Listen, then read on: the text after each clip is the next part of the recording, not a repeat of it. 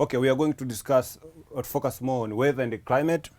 So, what is weather and what is climate? Weather refers to the average atmospheric condition of an area which occurred and recorded for a short period of time.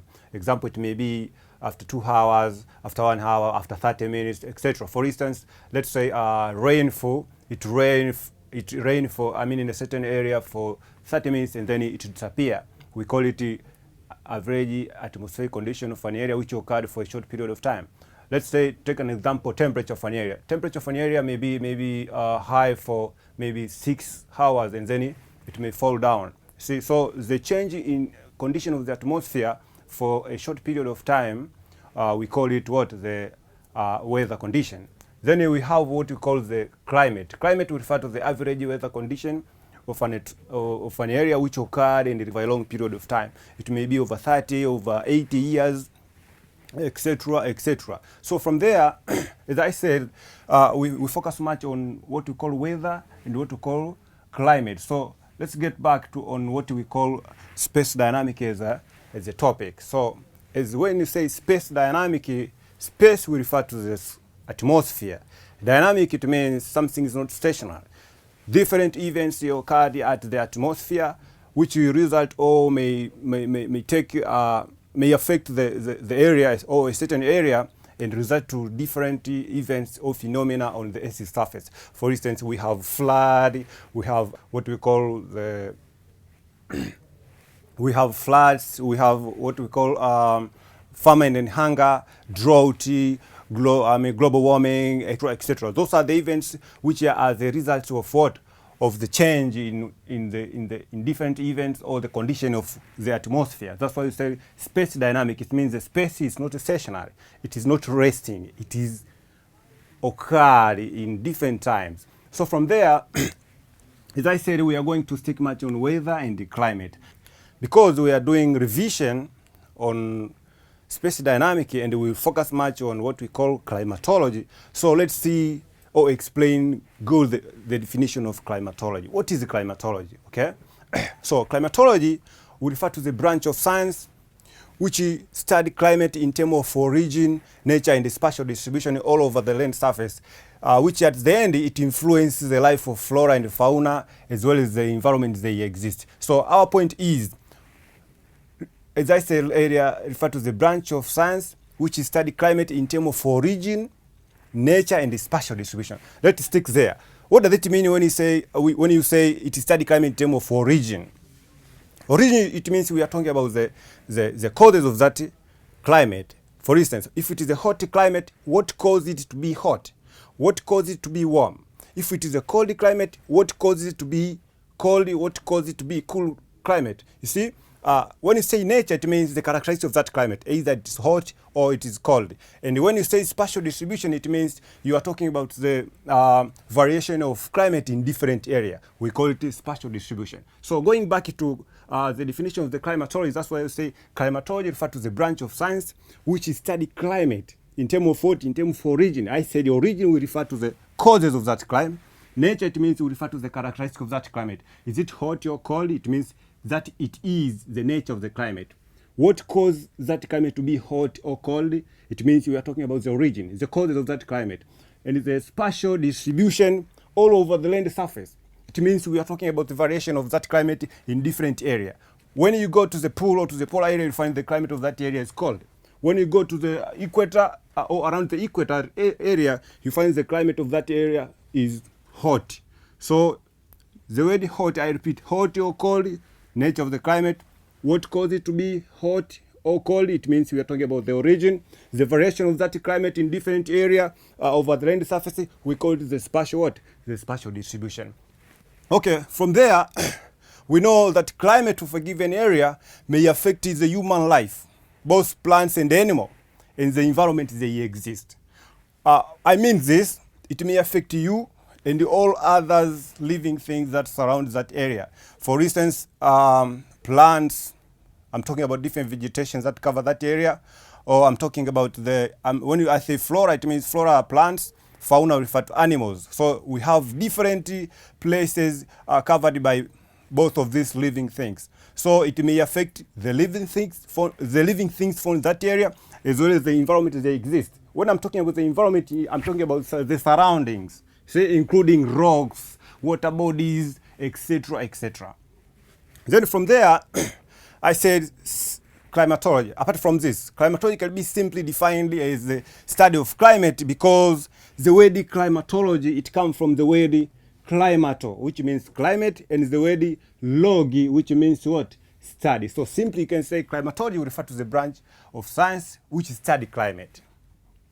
Then from there, as I said earlier, today we are going to discuss on climatology or space dynamic, and we are going to see some of the very important questions. Why I say they are very important questions? Because they are most occurring questions. So let's see them. I'm going to write them so that you can mark down. Later on, we are going to see the model questions, where we are going to see how to answer them, okay? How are we going to answer those questions? Okay, we're going to see most of the occurring questions based on climatology. So you as a student, because we are going to make revision on climatology, you have to focus on these 5 examples or key points on your questions regarding climatology. So the first one is you have to know factors affecting the climatic change. Factor affecting the climatic change. What caused the climate to change? See? Then from there, you have to make sure that you know factor affecting the insolation rate. It means at this point, you have to learn or to study what is insolation. Then from there, you'll be able to know what are the factors affecting the insolation. Thereafter, we have the factor affecting the temperature of an area. So you have to make sure you study what is temperature, measurement of temperature, what are the key points on temperature when you read temperature. Then from there, you have to make sure you know factor affecting the temperature of an area. This is very important. As I said, these are the most occurring question based on the climatology. Then from there, you have to know what is the atmospheric heat budget, or sometimes you have to know what is heat budget. Then from there, you have to focus on temperature. You have to know what is lapse rate as well as the temperature inversion. You have to know the causes of lapse rate, type of lapse rate. Then you have to know the causes of temperature inversion. What is temperature inversion? Causes of temperature inversion as well as the type of temperature inversion. Then from there, you have to know the importance of climate on human nature or human life. So by making revision, it will be easier for you if we will go directly and see different questions and how to answer them, where most of them are competent questions. So you're welcome. Okay, so right now we are going to see, because we have already seen right here, we have different questions. I mean, a part of the climatology, which you are supposed to. I mean, you have to make sure you have revised them or you have studied them at your school. So now we are going to make different revision based on these parts of climatology. So what am I going to do right now is that we are going to discuss or to see different questions. These are the competent questions.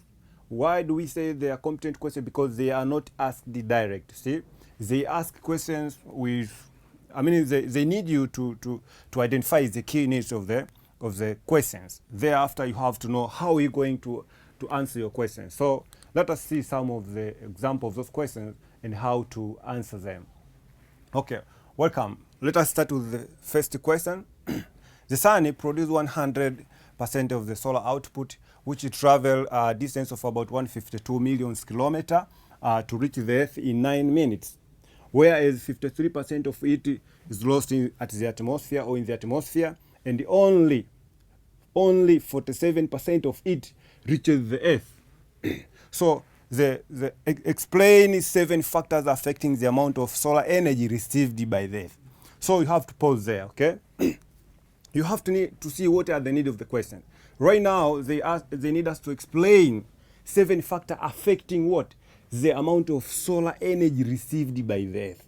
So I'm going to answer the question by focusing on what the question needs. You see, the question right now, it needs us to explain the factors affecting the amount of solar energy reached by the Earth. What does it mean, by the way, the amount of solar, from here, amount of solar energy received by the Earth? You see, we refer the amount of solar energy received by Earth, we call what? We call the insolation. Insolation, we refer to the amount of solar energy received by the Earth. By the Earth. So let us see what is insolation, how do insolation occur, how do the solar energy travel from the sun up to the land surface. Okay, let us focus on the needs of the question. As I said, the question number 1, it says the sun produces 100% of the solar output, which it travels a distance of about 152 million kilometers in 9 minutes to reach the Earth. You see, thereafter, the question needs us to explain what we call the amount of solar energy received by the Earth. It needs to explain the factor affecting the amount of solar energy received by Earth. So by reading the question, you can know, or you can determine, you can identify the key needs of the question. The question needs us to explain the 7 factors affecting the amount of solar energy received by the Earth. I told you the amount of solar energy received by the Earth, we call it the insolation. Need of the question.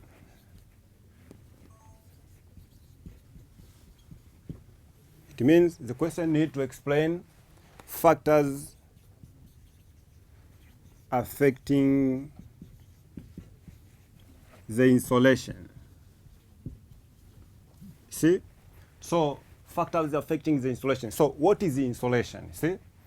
What is insolation? Insolation. What is insolation? Insolation will refer to the amount of solar energy received by the Earth from the sun. It means the sun, it emits 100%. So this is just the history of how do solar energy received or reach the Earth's surface. So let us take an example. Somewhere there, this is our sun.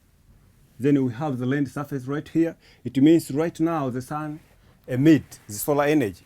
So right now the solar energy travels from the sun to reach the Earth. This is the land surface. Earth sometimes we refer to land surface. It means the sun travel.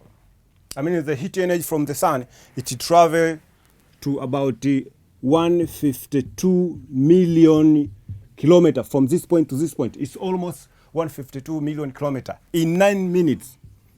9 minutes to reach the Earth. But we found that only 47% of total solar energy received by the Earth. Whereas the 53%, it means the 53% of the solar energy from the sun, it lost at the atmosphere. It lost at this point right here.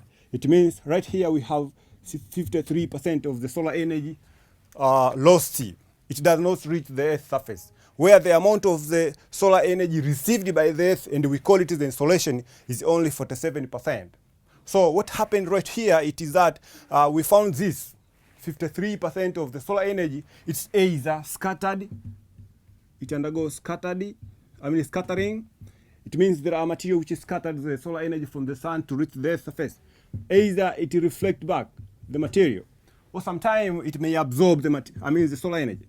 It may absorb the solar energy from the sun. So, because there are these 3 processes which occur right here at the atmosphere, we found the only 47% of the total solar energy is received by the Earth, whereby 53% of the solar energy is lost at the atmosphere by either scattering, either reflection or absorption. We know there are different materials, for instance, cloud, which make a reflection of what? Of solar energy back to the atmosphere, or it may absorb. For instance, water droplets or ozone layers, they may absorb some of the solar energy.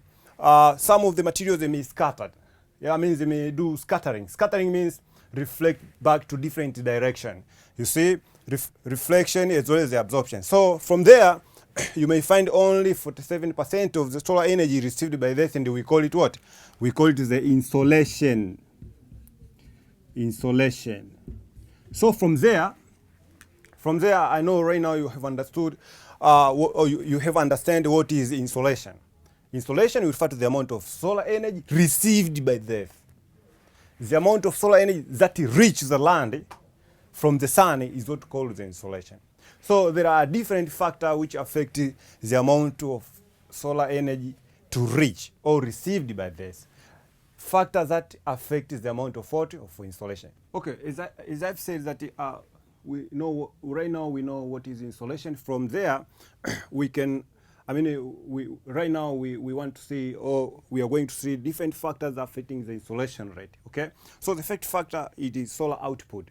Solar output, we refer to the amount of solar energy emitted by the sun. So we know the sun, it always emits 100% of solar output. So it depends. Sometimes it may emit 100% of solar output, which is in a small rate, okay, which is in a small amount. So if the amount of output or solar energy emitted by the sun is small, then we expect the lower the insolation. But if the amount of solar energy or solar output emitted by the sun is high, I mean is large, it means there will be much insolation on the Earth's surface. That is first factor. The second factor is distance of the Earth from the sun. Distance of the Earth from the sun. You see, right here we are talking about two periods. It means we have what we call the aphelion, and we have what we call the perihelion. Okay, dear student, we all remember what is aphelion, what is perihelion. Then from there, perihelion as well as aphelion, it always it may affect the amount of insolation received by the Earth. How? We know aphelion refer to the fastest distance. I mean, refer to the sorry, aphelion it occurs when the Earth is farthest away from the sun, while perihelion it occurs when the Earth is nearest to the sun. So during perihelion, where the Earth is farthest away from the sun, which occur on 7 July each month, it means at this point, where this Earth is farthest away from the sun, it means there will be the decrease in insolation rate. Why? Because right now at this point, the Earth is far away from the sun. But during perihelion, which occur on every January 4th, it means every year, this period is the period when the Earth is nearest to the sun. Nearest to the sun. So it means at this time, it's where the insolation rate is high. Why? Because the Earth is nearest to the sun. It means we expect high amount of insolation to the land. While during the aphelion, which occur on 4th July each year, it means it is the period where the sun, I mean the Earth is farthest away from the sun. So at this period, it means we expect low insolation. This is the second point. Then the third point, we have the processes occurred at the atmosphere. As I said earlier, we have different processes which occurred at the atmosphere caused by the presence of different material. One among the processes is we call the reflection. You see, we have the scattering, and we have the absorption. These are the processes which affect the atmosphere, or which occur at the atmosphere, and may affect the insolation rate. How? We say there are different material which found at the atmosphere, example clouds, water droplets. You see, most of these materials, they tend to reflect back the amount of heat energy which travel from the sun to reach the Earth. It means it reflect back. Where it may reflect, it may reflect 19% of the total solar energy travel from the sun to reach the Earth. Then we have scattering. There are material which make scattering of of the solar energy which travel from the sun to reach the Earth. Most of these materials, they redirect light energy, heat energy to different direction. And there are materials which absorb solar energy which travel from the sun to reach the Earth. This material, we have, for instance, ozone layer, water droplets, etc., etc. So, if these three processes which will occur in the atmosphere, automatically will do what? Will reduce the amount of solar energy which travels from the sun to reach the Earth's surface. That's why we say only 47% of the total solar energy is received by the Earth, while 53% of it is lost at the atmosphere due to different processes which are reflection, scattering, as well as what? As the absorption. So we take this three processes as what? As the factor affecting the amount of insolation. Why? Because we assume if there will be no this process occurred at the atmosphere, then we expect right here there will be 100% of the total solar energy which travel from the sun to reach this point or to reach the earth. There will be the higher the insolation. Okay, then we have another factor, we call it the latitude position. So it depends on latitude position of an area. So it depends where the area is located during the continental drift. It means during the formation of this, there are areas which have been located far away from the equator, and they normally assume very low temperature, especially at the pole or polar areas. And there are areas which are located at the equator where they assume very high temperature. So due to that condition, it means our point on how or where the land is located in terms of latitude, we find that most of the area located at the pole, they have low insolation. While most of the area located at the equator, they have high insolation. Then from there, so it depends either the area have located at the pole or at the equator. So area located at the equator, because normally the heat energy travels from the sun to reach this at perpendicular, while at the pole, most of the heat energy travel to reach the area at the tangent area or at tangent angle. So you find at this point here, right here, we assume low insolation rate, while at the equator it will assume high insolation rate. Then another point is what we call the albedo. Albedo will refer to the specific capacity of an object. See, the specific capacity of an object. Specific capacity of an specific heat capacity of an object. So it depends.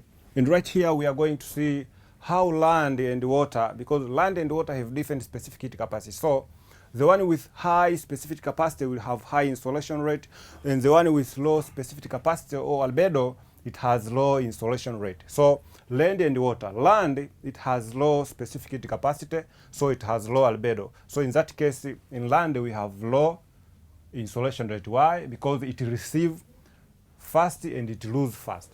Why water bodies has high specific capacity? Why? Because it receives by much time and it loses by much time. So you may find that water bodies, they receive and lose heat very slowly. It means they assume or they show or they evidence high insolation rate. Land, it receives fast and it loses fast. So it assumes very low insolation rate. So it depends on the length of the day. So we say this, during summer in the northern hemisphere, days are longer than night. It means because days are longer than night, it means it assumes very high insolation. While during the summer in the southern hemisphere, days are shorter than night. So it means during the summer at the southern hemisphere, it assumes very low insolation. While during the winter in the northern hemisphere, days are shorter than night. So while during the winter at the southern hemisphere, days are longer than night, which means at the southern hemisphere it will assume high insolation than at the northern hemisphere. Then from there we have the last point, which we say the angle of incidence of the sun rays toward the Earth's surface. Angle of incidence. So it depends. Angle of sun exposure toward the land surface. Either the angle, is it tangent angle? Okay, the last point is angle of the sun exposure towards the land surface. So it depends on the how do the solar energy travel to meet the land surface. So if the solar energy meet at perpendicular with the Earth's surface, it means we assume there will be high insolation. But if the solar energy will meet at less than 90, I mean not perpendicular the Earth's surface, it means at this point the land will assume the low insolation rate. I mean this way, let's assume that the sun it emits 100% of the solar energy which travel to reach the Earth's surface. So we find this way.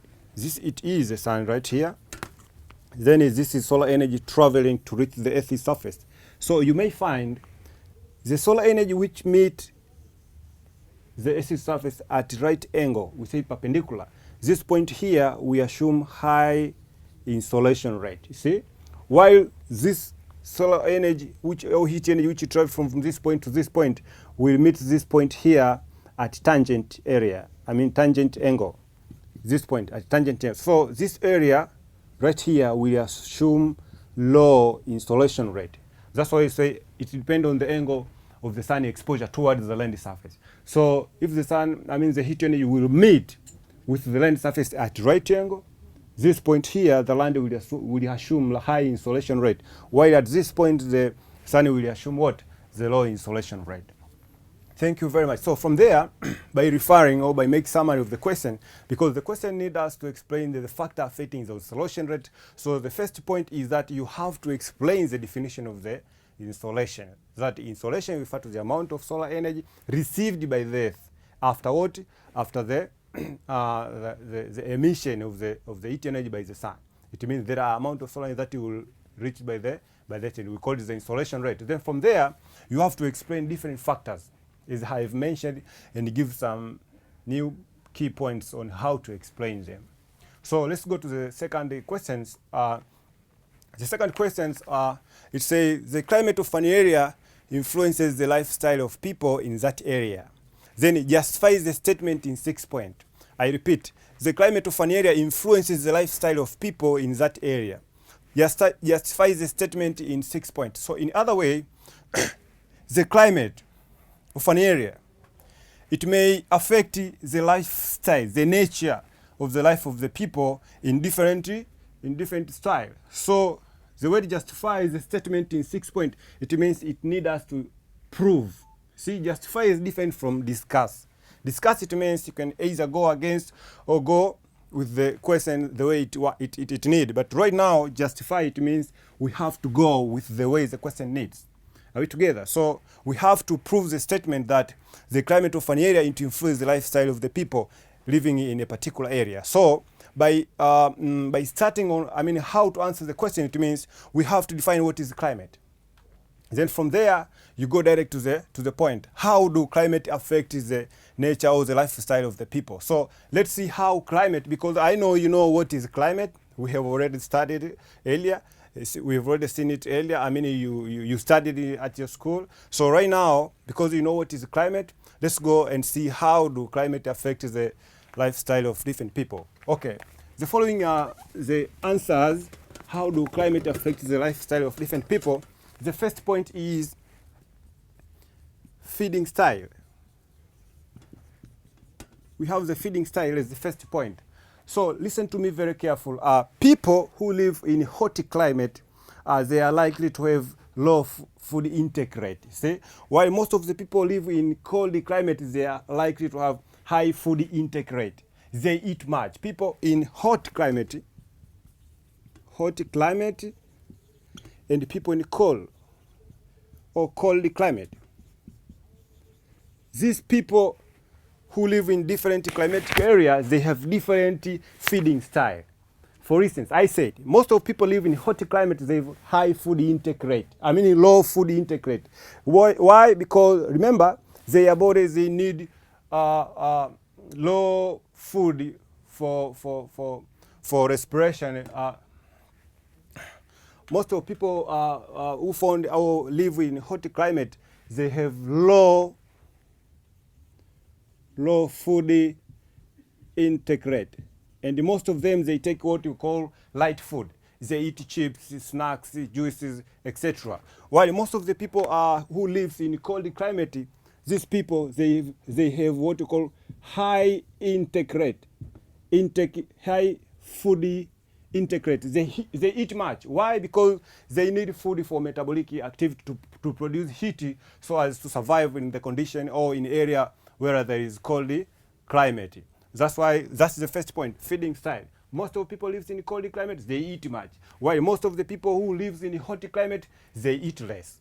Why? I say that most of the people who live in cold climate, their bodies, they need more heat energy in order to survive there. So they need more food in order to burn the food to produce what? To produce heat. The second point is dressing style. Dressing style, see? Dressing style is influenced by a certain type of climate. For instance, most of the people live in a hot climate, they are likely to dress in light clothes. While most of the people live in a cold climate, they are likely to dress in heavy clothes. You may find those people who live in a cold climate, they wear heavy clothes, either jacket, coat, scarves. While most of the people live in hot climate, they are likely to dress in light clothes. They wear what you call kanzu, msuli, vesties. You may see them walking on the street wearing those kind of dress according to the climate of that area. Another point is body or healthy condition. Body or health condition. We say this. Most of the people live in a certain type of climate. Their bodies may be affected by that type of climate. For instance, most of the people live in cold climate. By considering their health, they are likely to be affected by flu and cold. They are likely to be affected by flu and cold. While most of the people live in area of hot climate in terms of temperature, they are likely to be affected by malaria, diarrhea, cholera, as well as skin cancer diseases. So you may find right here, how do climate affect the health condition or the body condition of people lives in a particular area. Then from there, I can explain different things. They said most of the people lives in cold climate, they are powerful, see, more energetic. While most of the people live in hot climate, they are less energetic. Why? Because you find their bodies are not active. Why? Because remember, they do not need anything to generate heat. While most of the people live in a cold climate, they need something to generate heat. So you may find the body itself, it needs, for instance, food to act active so that it can generate heat. So in that particular concept, we may say most of the people live in a cold climate, they are not less energetic. While most of the people who live in hot climate, they are less energetic. Okay, another factor is, because right now we are looking on how climate influences the human nature or human life. So the next point is human activity. You see? So most of the people who live in area of high rainfall like to be farmers, fishermen, and hunters. While most of the people live in area of little or no rainfall, especially in desert area, most of them, they are traders or businessmen. So you may see how climate influences the human life. It means it may influence you to do this or to do this activity. See? So it may influence you to do either this or that activity depending on different nature of particular area or climate of a particular area. So apart from that, we have the transport system. So you may find most of the area which are characterized by high rainfall, they use water as a means or system of transport. See, because they're using marine vehicles, because there are different water bodies caused by the presence of high rainfall areas. While most of the areas with no rainfall or with little rainfall, they use land or air as a system of transport. So you may find that why do they use either land or air as a system of transport? It is because of what? Of the climate of that area. The climate has influenced them to use either water bodies as a system of their transport, or land and air is a system of what? Of transport. Then from there, we have house construction. See? This is another point. Though it's a minor point, but this is a point. It's another point that house construction, you may find most of the people, they may construct their house with either gentle or steep roofs. Listen to me very careful. There are houses, it is a houses with gentle roof. This one, gentle roof, This it is a house with gentle roof, and there are houses with steep roof. See, with a steep roof. See, a house with a steep roof. So they said the climate of a particular area may influence them either to construct a house with steep or gentle roof. Area with little or no rainfall at all, they normally construct a house of steep roofs, or sometimes the flat roofs. You see, for instance, area of Dodoma there, you see, Shinyanga, Singida, you may find most of the houses, they have either gentle or flat roofs. While most of the areas with high rainfall, they tend to construct their house with a steep roof for no easy destruction from what? From the rainfall. Then from there, I can say, these are some of the factors where on how climate influences the lifestyle of the people in a particular area.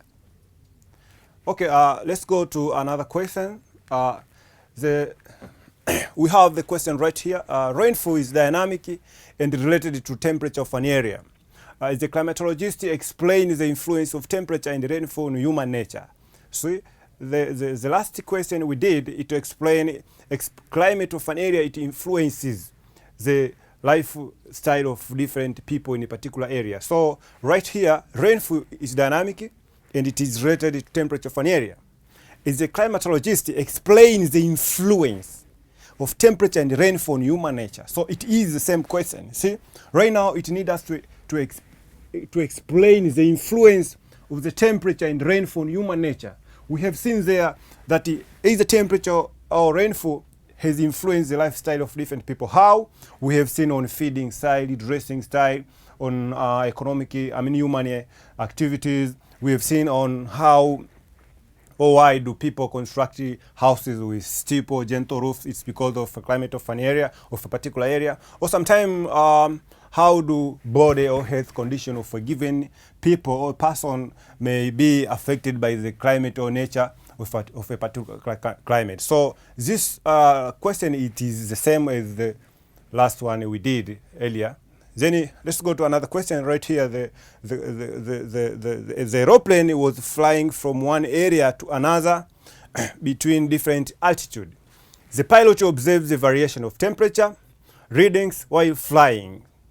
You see, by using the above explanation, explains the four types and 5 causes of such variation. See, so it needs right now to explain the causes and the type of this variation, because as the aeroplane flying from one area to another area, it means between different altitude, the pilot observes the variation of temperature readings.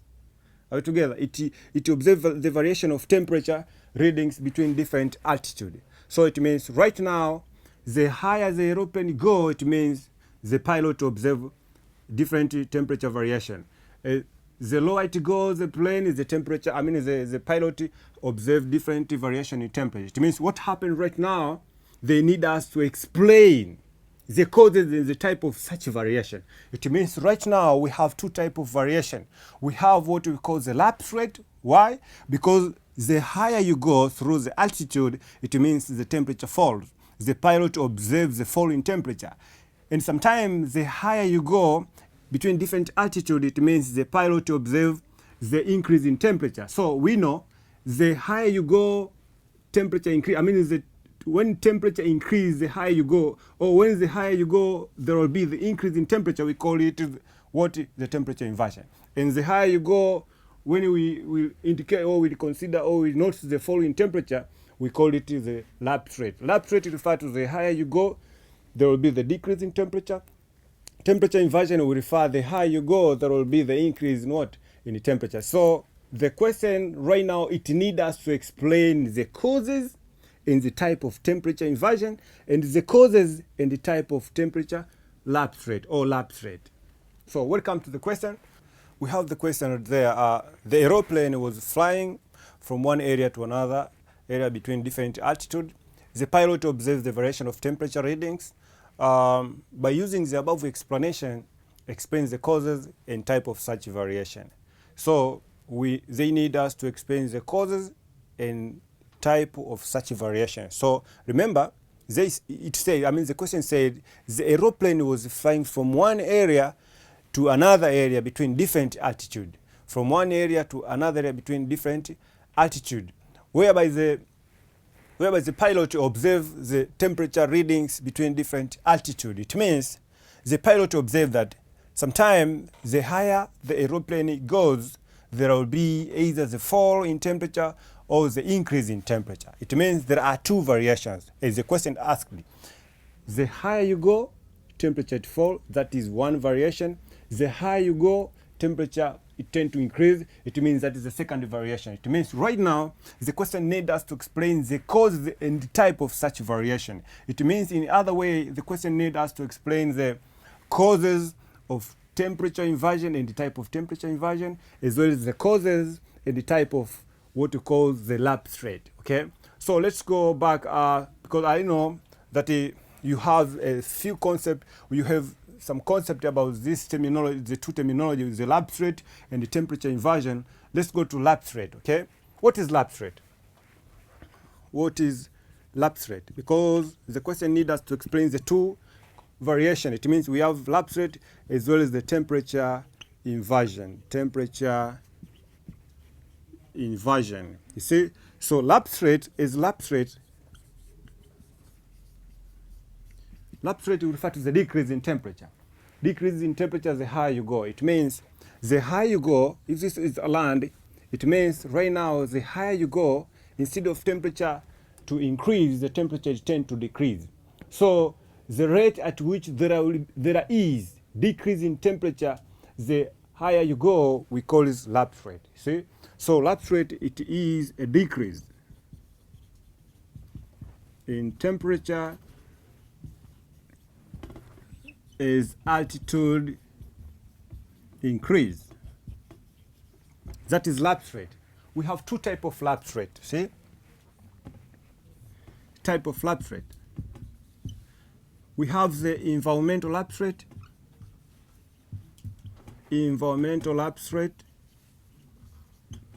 Environmental lapse rate will refer to the normal decrease in temperature as altitude increase. It is caused by the saturation of the temperature at the atmosphere. It means when the atmosphere it is saturated at a certain point, we found that there is decrease in temperature the higher you go, and we call it the environmental lapse rate. And we know environmental lapse rate, we also call it the normal lapse rate, whereby the temperature it tends to decrease at every 100. Temperature tend to decrease at 0 degree, at 0.60 degree centigrade. I said this. Environmental lapse rate will refer to the normal lapse rate, where there is decrease in temperature, the higher you go. Let's go to this point. It means at every 100 meters, the higher you go, every 100 meter, it means there will be falling of temperature of this rate, 0.60 degrees centigrade, and we call it the environmental lapse rate. While we have another type of lapse rate, we call the adiabatic lapse rate. Adiabatic lapse rate. See? Adiabatic lapse rate will refer to the rate of decrease in temperature without addition or subtraction of heat energy. It means right now there is a decrease in temperature without addition or subtraction of heat energy, and we call it the adiabatic lapse rate. Remember, let's say this area is cold. Then we found there is decrease in temperature without addition of heat energy. See, maybe the hot energy, and we call it what? The adiabatic lapse rate. Or let's say this area is hot. Then if there will be the decrease in temperature, automatically the area of that area will be cold because it is hot right now. If there will be the decrease in temperature or the remove of the cold, it means the area will change into heat energy. Therefore, we say adiabatic lapse rate, it is the automatic, it's like the automatically change in temperature where the temperature tends to decrease without addition or subtraction of heat energy. Let me explain more on this concept so that someone may understood or may understanding what I mean. Adiabatic lapse rate, adiabatic lapse rate. See, the word adiabatic means without addition or subtraction of heat energy. Listen to me very carefully. It means right now we are talking about the lapse rate. See, the environmental lapse rate refer to the type of lapse rate where there is the decrease in temperature in a normal way, where at every 100 meter, the higher you go, temperature tend to decrease at this rate. And we call it the environmental lapse rate. But at this point right here, at adiabatic lapse rate, it means refer to the change in temperature, you see, of a particular area without addition or subtraction of heat energy. It means sometime you find a particular area is hot, for instance, without addition of heat energy. See, we didn't add the hot energy there, but the area changed it to hot or warm. And sometimes you may find the area is cool without the decrease in what? In a particular temperature of that area. We need this area, look here, this area is hot. So we didn't subtract hot area in order to be cool, then the area to change it to cool. That is adiabatic, without subtraction of heat energy. Because if this area is hot, then we expect that, because this area is hot, in order for this area to be cool, then we need to subtract, to remove the hot area. See? So we didn't remove the hot area, then the area or the temperature of an area changed to cold. You see? Or sometimes this area is cold. If we want this area to be warm, then we have to add hot heat energy right here. But right now we find that this area is hot without addition of hot heat energy. That's why we say adiabatic lapse rate refer to the change of heat energy of a particular area without addition or subtraction of heat energy. You didn't subtract heat energy of a particular area, then it changed either to cold. For instance, it is hot, it changed to cold. You didn't subtract or you didn't add any heat energy. Or the area right now is cold, is hot, then it changed to cold. You didn't add or subtract heat energy. That is what we call lapse rate. Okay, so this is your adiabatic lapse rate. As I said, that let's go to the what we call the temperature inversion, because we have the lapse rate, as I've explained, that we have two types of lapse rate there. We have the environmental lapse rate and the adiabatic lapse rate. While the adiabatic lapse rate can be, as I said, it can be either wet adiabatic lapse rate,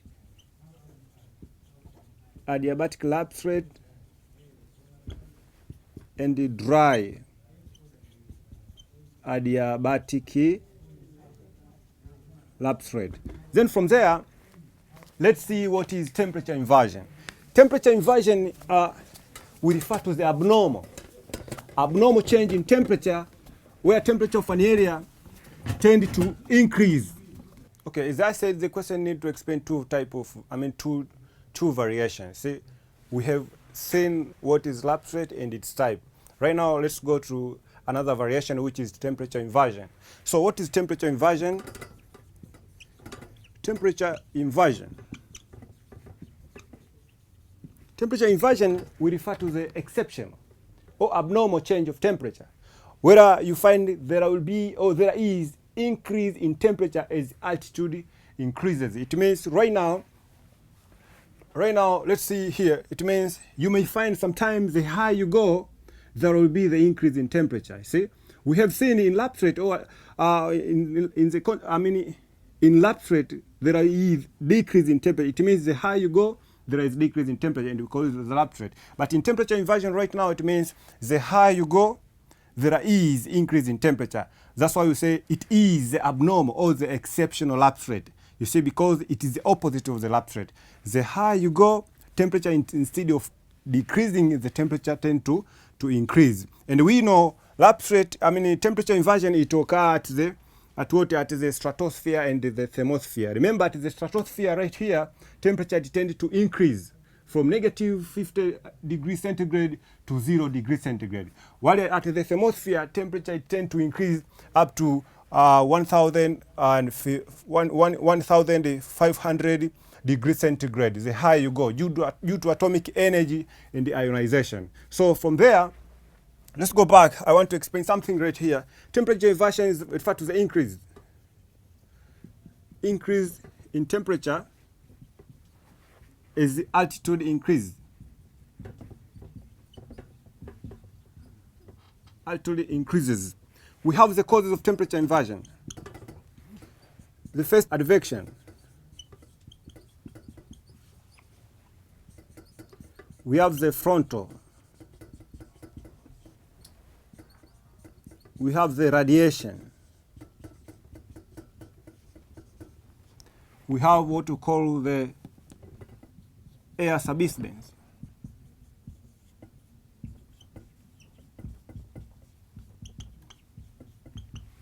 The air subsidence. And the last one is presence of water vapor.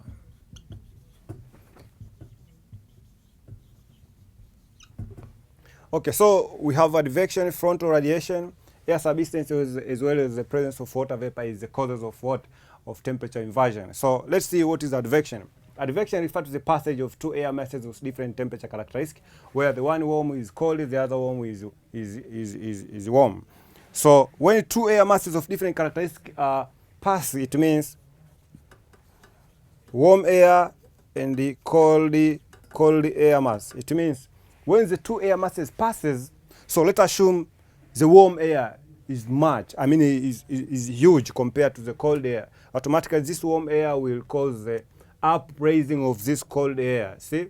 So the higher it goes, because this one is more compared to this one in terms of volume, then you may find that the passage of these two air masses, the higher you go, you will meet the cold air, while the higher you go, you are going to meet the what? The warm air masses. So you say, because of the passage of two air masses, where at the first you will meet the cold air masses, you will feel cold, or the decrease in temperature, but the higher you go, you may find what we call the warm air masses. So you find the increase in temperature. And the passage of two air masses, we call it the advection. Then we go to the frontal. The frontal, it means frontal refers to the meeting of two air masses. Right here, they pass the passage. It means frontal refers to the meeting of two air masses. The warm air masses and the cold air masses. The warm and the cold air masses. So the meeting of the two air masses, sometimes they may form the molecule of either cold air molecule if cold air masses is much large or in volume compared to the warm, or it may form the molecule of warm air masses in case warm air is large or much compared to what? To the cold air masses. So at this point, we are assuming that the warm air masses are much. You see, they are more compared to what? To the cold air masses. So they will change the cold air into the warm. So the higher you go, instead of finding the cold, you find the warm condition at the what? At the atmosphere. That is another point. Then we go to the radiation. Radiation refers to the outgoing of radiant heat energy from the lower level of the ground to the, from the ground to the lower level of the atmosphere. So we find after the installation, this is the land. You see, this is the land. So right now, here, the sun is emit 100% of total solar energy which travels to reach the what? To reach the land. So after the installation, there will be what we call the outgoing of radiant heat energy from the ground to the lower level of the what? Of the atmosphere. You see? So the higher you go from right here, you'll find it coldly. But right here, there will be warm. So the higher you go, you move from the cold area towards the warm air. So the higher you go, there will be the temperature inversion or the increase in temperature caused by the what? By the radiant heat energy. The process, we call it what? The radiation. So they said when there is falling of air molecule from the higher level of the atmosphere, it always causes the collision between the air molecule and the surrounding molecule of the atmosphere. So what happens at the upper level of the atmosphere, it will cause what we call the friction. You know, heat it is a result of the friction. So due to the falling of those air molecules, that will undergo the friction between each air molecule at the atmosphere, automatically will cause what we call the production of heat energy at the atmosphere. Where later you'll find during air subsidence, it means the higher you go, there will be what?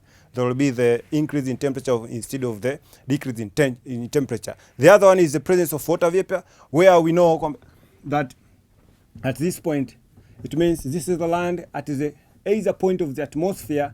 Right now, the presence of different particulate or material at the atmosphere, they may either absorb.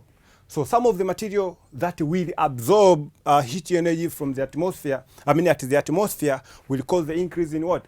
In heat energy. So the higher you go, instead of temperature to decrease, temperature will do what? Will increase and cause what you call the temperature what? Temperature inversion. You can take this as a quiz. Describe the types of temperature inversion. Thank you, student, for being with me from the start to the end of the periods. I know you have learned a lot about climatology. We've seen some of the concept, temperature, insolation, the insolation rate. We have seen factor, how do climate related to temperature and rainfall affect human nature. We have seen temperature inversion as part of the temperature as well as the lapse rate. So because I've explained as a summary, I know from now on you can be able to learn more on climatology because we have passed different difficult questions. Then until the next time, you are welcome on Darasa Online. Thank you very much for being there. Have a nice day.